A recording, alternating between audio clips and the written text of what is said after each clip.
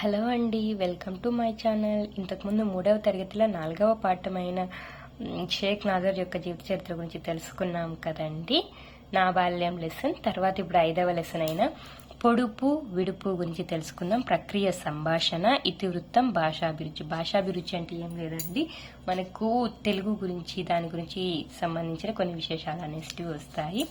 ఇందులో పొడుపు కథ అని ఉంది కదండి, ఆ పొడుపు కథని మనము తట్టు అని కూడా అంటాము. దీన్ని ముఖ్యంగా ఎక్కువగా ఫేమస్ అయింది ఎవరంటే కసిరెడ్డి వెంకటరెడ్డి గారండి. తర్వాత వచ్చేసి మనం సంభాషణ అంటే మనం మాట్లాడుకుంటాం కదండి, ఆ విధంగా ఉండే యొక్క లెసన్నే ఈ పొడుపు విడుపు. కవి పరిచయానికి వస్తే చింతా దీక్షితులు గారండి కవి. దీనికి ఇతను కవి, కథకులు, విద్యావేత్త, బాల సాహిత్యానికి తొలితరం మార్గదర్శకులు. ఇతను ఎక్కువగా గిరిజనులు, సంచార జాతుల గురించి కథలు రాశారండి. ఇతని యొక్క రచనలకు వచ్చేసరికి నేను ఏ విధంగా గుర్తుపెట్టుకున్నానో చెప్తానండి. వట్టీరావు కథలలో ఏకాదశి రోజున లక్క పిడతలు శబరి దగ్గరకు వచ్చి చింత చేశాయి.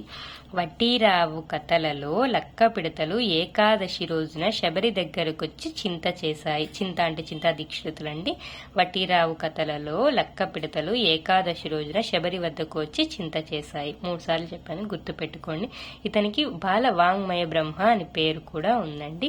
ఇప్పుడు పాఠంలోకి మనం వెళ్తే ఈ పొడుపు విడుపులో పాత్రలు ఎవరంటే గిరి, సూరి, వెంకి, సీతి. ఇందులో మనకి మెయిన్ గా గిరి వచ్చేసి చందమామ కథల పుస్తకాన్ని చదువుకుంటూ ఉంటాడండి. ఇదంతా మనకి ఎక్కువగా ఈ పాఠంలో లేదు.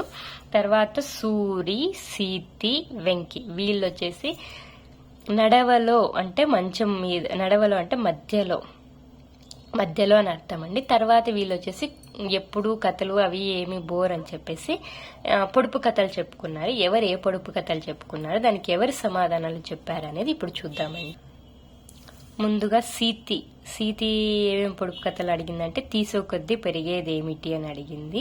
నీరు చిలుకలకు ఒకటే ముక్కు అనేవి అడిగిందండి. దీనిలోకి ఆన్సర్స్ కూడా తనే చెప్పింది. తీసే కొద్దీ పెరిగేదేమిటి అంటే గొయ్యి, నూరు చిలుకలకు ఒకటే ముక్కు అంటే ద్రాక్ష. తర్వాత సూర్య అడిగినవి వెండి గొలుసు వేయడమే కాని తీయలేము, దీనికి ఆన్సర్ వచ్చి ముగ్గు. ఇంట్లో కలి డాష్, ఒంట్లో కలి డాష్. అప్పుడు సీతి క్లూ అడుగుతుందండి. అప్పుడు ఇంట్లో కలి రోకలి అని సూరి చెప్తే ఒంట్లో కలి ఆకలి అని సీతి చెప్తుంది. తర్వాత వెంకి అడిగేది మీ పచ్చ చొక్కా వాడు చొక్కా విప్పుకొని నూతిలో పడ్డాడు అంటే దానికి ఆన్సర్ సూరి చెప్తాడండి, ఆ రొట్టి అని. తర్వాత ఇంక ఇవి అయిపోయే పొడుపు కథలు అయిపోయాక వీళ్ళు ఇది చేసుకుంటారండి. దాన్ని ఏమంటే గొలుసు కట్టు ఆట అంటారు. అంటే నువ్వు ఎక్కడికి వెళ్ళావు ఏటికి, ఏ ఏరు పాలేరు, ఏ పాలు మేకపాలు, ఏ మాక కొమ్మేక, ఏ కొమ్ము, ఇట్లా అన్ని పొడిగించుకుంటూ పోతే దీన్ని గొలుసు కట్టు పాట అంటారండి. తర్వాత ఇంక ఇవి చేయండిలో ప్రశ్నలు, చదవడం వ్యక్తపరచడంలో ఇవి ఎవరు అన్నారు ఏమి అనేది వస్తుంది. తర్వాత వచ్చేసి కింద పొడుపు విడుపులో నక్కబాబాకి వస్తుంది. తర్వాత ఇక్కడ కొన్ని పొడుపు కథలు ఇచ్చారు. తెల్లని పొలంలో నల్లని విత్తాలు, చేత్తో చల్లుతారు, నోటితో ఏరుతారు, పుస్తకం, చెయ్యని కుండ, పొయ్యని నీళ్లు, వెయ్యని సున్నం, తీయగనుండు టెంకాయ, పైన ఒక పలక కిందొక పలక, పలకడ నడమ, మెలికల గిలక నాలుక, అంతులేని చెట్టుకి 60 కొమ్మలు, కొమ్మ కొమ్మకు 1 కోటి పువ్వులు, పువ్వుల్లో 2 కాయలు, చందమామ, సూర్యుడు. తర్వాత ప్రశ్నలు జవాబులు. తర్వాత ఇవి ఆకలి రోకలి, ఈ ప్రాస పదాలు అండి. ఇక్కడ చూడండి, కలి తెలుపు గెలుపు, గెలుపు తెలుపు, బరువు పరువు, తెలుగు వెలుగు, హారము భారము, ఇలా వచ్చే వాటిని మనము ప్రాస పదాలు అంటామండి. అవి కూడా కొంచెం మనం గుర్తు పెట్టుకోవాల్సిన విషయాలే. తర్వాత ఇక్కడ మనకి వినడానికి ఉపయోగపడేవి చెవులు, నిద్రలో వచ్చేవి కలలు, వేసవిలో వచ్చేవి ఎండలు, పక్షులకు ఉండేవి గూడులు. ఇది చెప్పుకున్నాం కదండి, మైండ్ మ్యాపింగ్. తర్వాత ఇక్కడ వచ్చేసి 4 కాళ్ళ జంతువును తీయటి పాలు ఇస్తాను, అంబా అంబా అంటాను, ఎవరిని నేనెవరిని, ఆవు, పండ్లలో రాజుని నేను, తీయగా ఉంటాను నేను, ఎవరిని నేనెవరిని, మామిడి.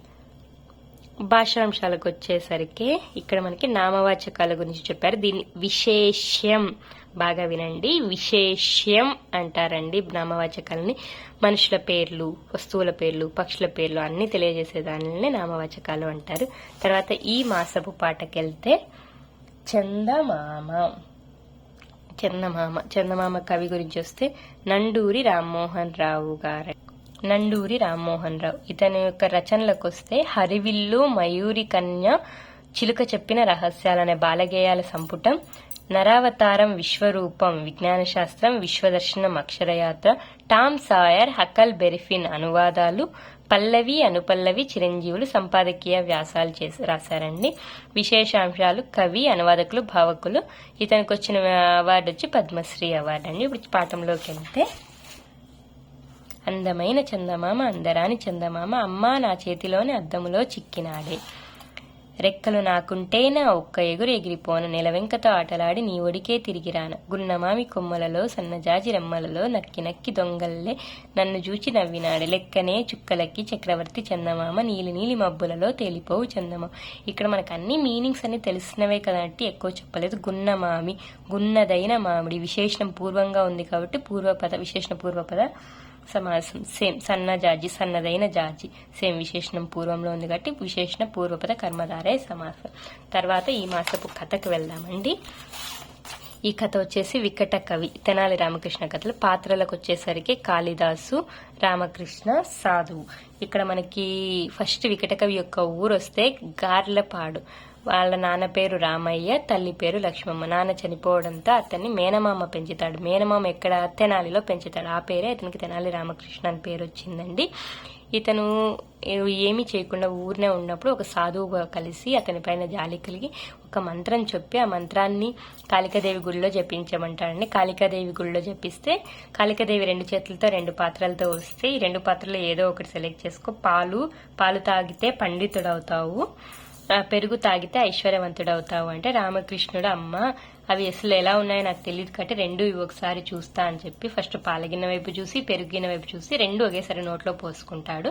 అప్పుడు కాళికాదేవికి కోపం వస్తే, క్షమించమ్మా, ధనం లేని పాండిత్యం, పాండిత్యం లేని ధనం 2 వ్యర్థమే అని చెప్తే అప్పుడు ఆమె శాంతించి అతనిపై దయ కలిగి, నువ్వు వికట కవిగా ప్రసిద్ధి చెందుతావు, కాకపోతే నువ్వు చేసేది నీకు లాభం లేదు, అందరికీ పనికొచ్చేలాగా ఉంటుంది అన్నట్లు చెప్తున్నామే.